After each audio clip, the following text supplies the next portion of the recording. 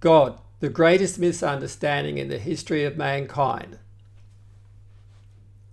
Preface. In 1984, I took Sannyas with Osho, a contemporary mystic, and soon after was introduced to NLP and hypnotherapy. Osho gave me a breadth and depth of knowledge about religion and an experience of meditation that I would never have been able to find through normal channels. Most importantly, Osho taught me not to rely upon borrowed knowledge, but to make your own existential inquiry into truth, to challenge everything for the ultimate truth, and Neuro Linguistic Programming, NLP, and Hypnosis gave me the tools to do just that. I have attempted to present to the reader a new way of understanding faith healing, placebo, mind-body healing, conscious mind, unconscious mind, ego, religion, spirituality, channeling, angels, God, devil, heaven, hell, near-death experiences, spiritual experiences, and enlightenment from the framework of NLP, hypnosis, meditation, and the science of flow states. The book was written over a period of 8 years, which gave me time to continually update the notes until it takes the form that you see it now. It explores the concept that we are the meaning maker, that we are the one who give meaning to events that occur in the world. We are the one who gives meaning to the experiences that we have and to the experiences that others have. Meaning is not inherent in the event. We create the meaning. We are the meaning maker. Sometimes that meaning serves us, sometimes it does not. Sometimes that meaning serves us, but does not serve others. The book explores the process of giving prestige, of adulation and worship, of how we may be too quick to create fiction and fantasy based upon ideas that we hold in mind, of how we may be looking in the wrong direction to find God. However, this book is not a book about God. It is a book based upon my own existential experience. I wrote the book in part because it maps out my own personal inquiry into truth and because I want to help wake people up to themselves such that they might realize their true potential, whether you call that self-realization, enlightenment, or self-actualization. Chapter 1, Beyond Hypnosis. The unconscious mind is like a silent partner that is always present, knows your every thought and your every desire, has the power to affect both body and mind at the core of your being, and is always ready to help you, as long as you should just communicate in the right way. Sounds much like God. Abby Eagle. Introduction. Bring up the topic of hypnotism and you will find that many people think of it as entertainment in which a group of subjects are made to behave in an idiotic manner, after which they have complete amnesia. This has created a myth in the mind of the public that the hypnotist has power over a subject who he manipulates according to his will. But nothing could be further from the truth. In a deep hypnotic trance, the subject is actually more consciously aware than when in the normal waking state. So why does the stage hypnosis subject sometimes have amnesia? The answer is simply that the hypnotist asked for it and the subject complied.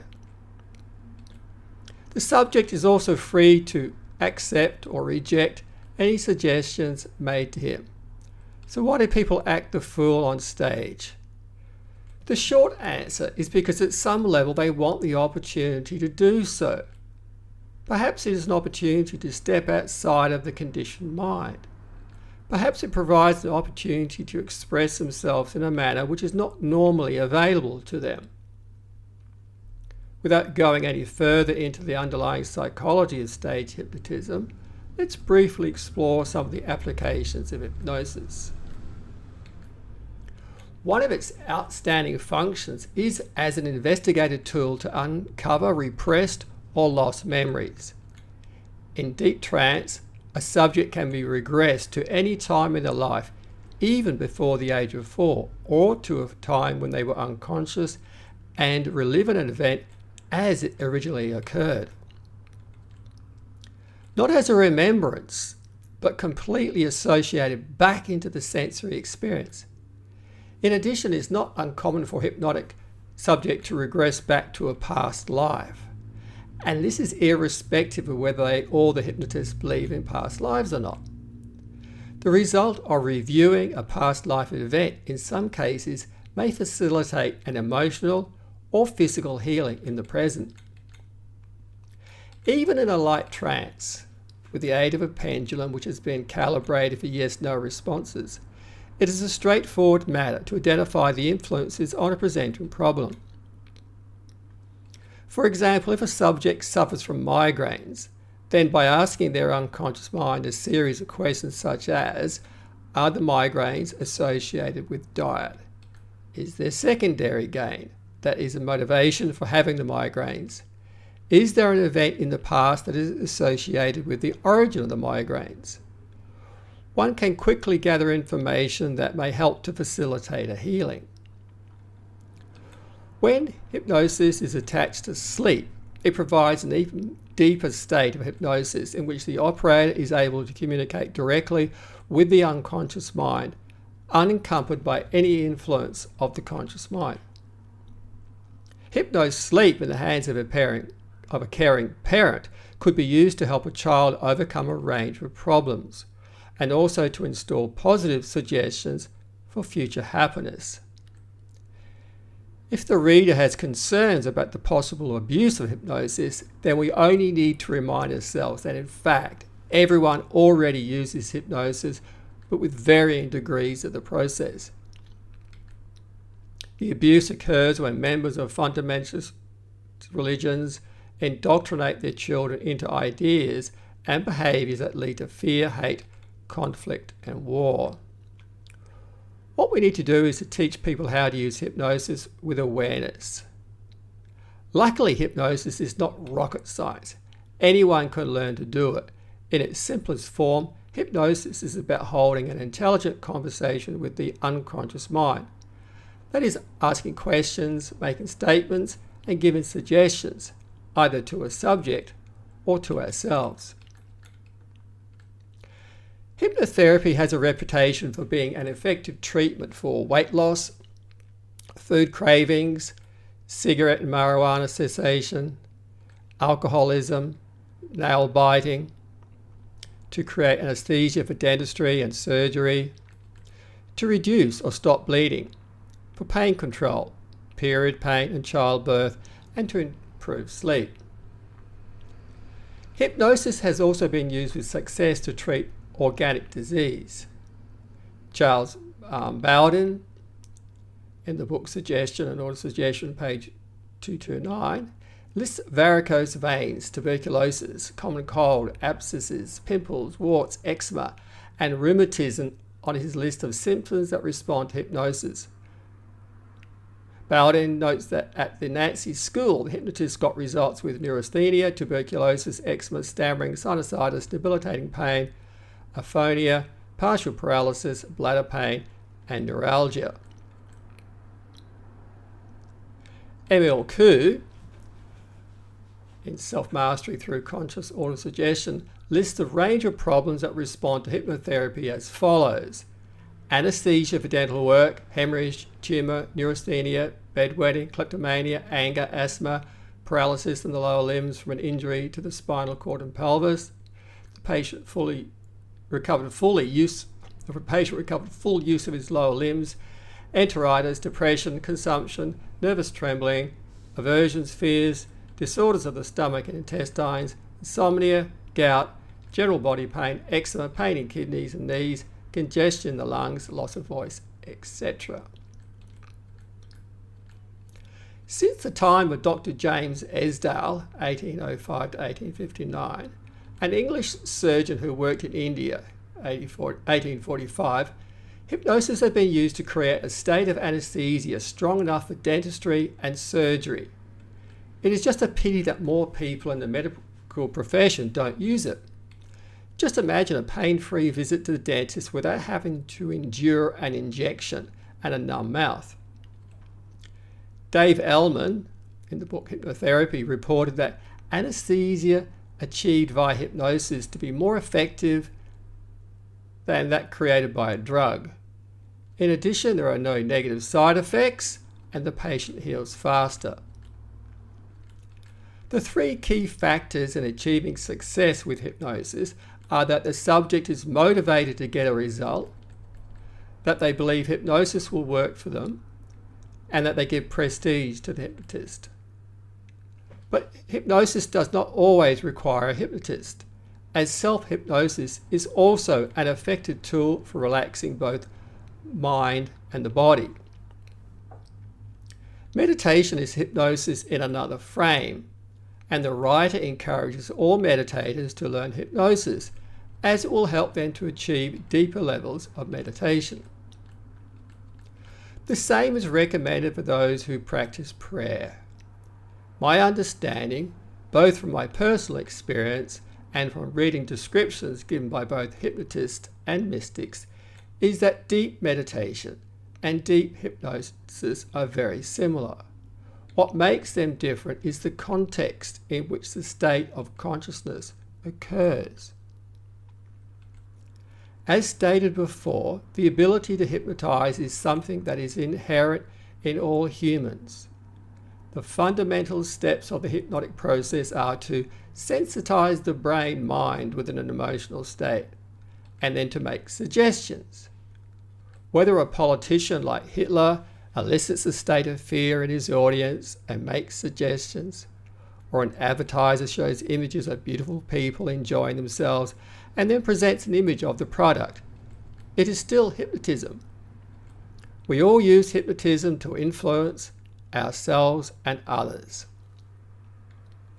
The politician, advertiser, the marketer, the salesperson, the teacher, the preacher, the media, the parent, and you and me all use hypnosis. Even those people who warn about the dangers of hypnosis, they too are hypnotists. Assumptions. At this point, I would like to clarify some of the terminology. Hypnosis is an altered state of consciousness. Hypnotism is the theory or practice of inducing hypnosis. A hypnotist is one who uses hypnosis. A hypnotherapist is one who uses hypnosis combined with intervention techniques to help a subject bring about personal change. It is quite common for the word hypnosis to be used in place of the word hypnotism. However, one can generally gauge the meaning from the context. A hypnotherapist helps the subject establish a trance state and then makes suggestions which, if accepted by the unconscious mind, become an autosuggestion. When a hypnotherapist makes suggestion to others, it is known as heterosuggestion. When you make a suggestion to yourself, it is known as autosuggestion. The word suggestion has different meanings depending on how it is used. When you make a suggestion to someone else, what you're really doing is offering an idea. The listener then considers the idea and either accepts or rejects it. If the subject accepts the idea, then it becomes a suggestion.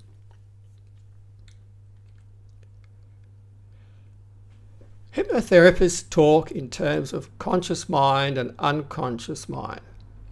The conscious mind has been conceptualized as the tip of an iceberg that is visible above the water. Everything beneath the surface becomes part of the unconscious mind. The conscious mind includes the will, ego, the I, and all memories that can be accessed by thinking about them. The unconscious mind is your inner mind. It is the storehouse of all your memories. The unconscious mind is considered to have the responsibility for running the body, digesting food, etc. The subconscious mind is between the conscious and unconscious minds. The subconscious mind is just below the level of conscious awareness and can be easily accessed, whereas the unconscious mind comprises all that is out of conscious and subconscious awareness. For the purposes of hypnotherapy, I find it useful to just make two distinctions of conscious mind and unconscious mind. All communication is delivered at both conscious and unconscious levels. Likewise, all communication can be interpreted at both conscious and unconscious levels. Both art and advertising are examples of communications that are intended for the unconscious mind. Art is intended to stir something deep inside so as to give us a warm, fuzzy feeling, while advertising is intended to motivate us to think in a different way or to take action. Most people find the experience of developing a communication channel with their unconscious mind to be a fascinating experience. They might doubt the advice given by a friend or therapist, but few people doubt a communication from their own unconscious mind. And so much of the human experience comes back to acceptance and trust in yourself. Even though all humans share similar anatomical and physiological characteristics, there are always differences in personality, some hardwired and some learned. For example, two people may experience the same real-world event. One may have a negative response, the other positive. Why? The difference that makes a difference. Neuro Linguistic Programming, NLP, has clearly demonstrated that the difference that makes a difference is what you do inside of your mind. For example, two people may learn meditation from the same guru. One student has a wondrous experience while the other feels bored. Why? Because what they bring to the meditation is different. The first student, for example, may hold the belief that this particular guru is the highest incarnation of God, that he is a supreme being who has come to planet Earth to save humanity from itself, and that it is prophesied that he will do so. This belief held by the first student gives the guru prestige, and thus creates a feeling of awe and reverence, a feeling that the guru is larger than life. Hence, anything that the guru says or does is filtered through this perceptual window and colours the suggestions that the student makes to himself. On the other hand, the second student may think of the guru as an ordinary person who just teaches a nice technique. Hence, the results that he gets may be less profound, because the suggestions he made to himself were filtered through a more moderate perceptual window.